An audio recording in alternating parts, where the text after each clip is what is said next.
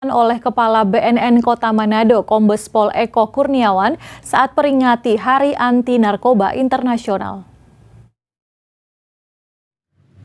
Dalam memperingati Hari Anti Narkoba Internasional yang jatuh setiap tanggal 26 Juni, Kepala Badan Narkotika Nasional Kota Manado, Kombes Pol Eko Kurniawan, mengajak warga Kota Manado agar tetap waspada akan ancaman narkoba di Kota Tinutuan. Ia mengatakan peran serta orang tua menjadi sangat penting dalam memutus mata rantai peredaran gelap narkoba di Kota Manado.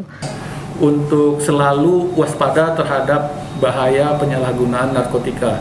Karena ini seperti disampaikan oleh pimpinan kami bahwa ancaman bahaya narkoba ini belum berhenti walaupun dalam situasi pandemi ini.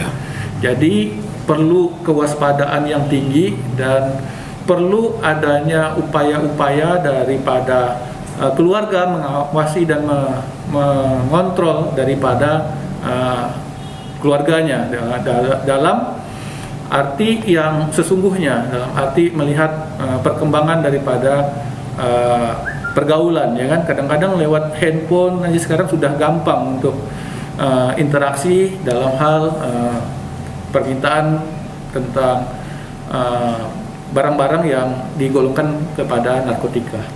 Ia juga menambahkan saat ini pihak BNN sudah berupaya memutus mata rantai peredaran gelap narkoba dan sejenisnya, salah satunya dengan membuat program Desa Bersinar, yakni bersih dari narkoba, untuk memacu warga agar dapat berperan aktif dalam melakukan pencegahan dini, baik itu di wilayah kelurahan maupun desa.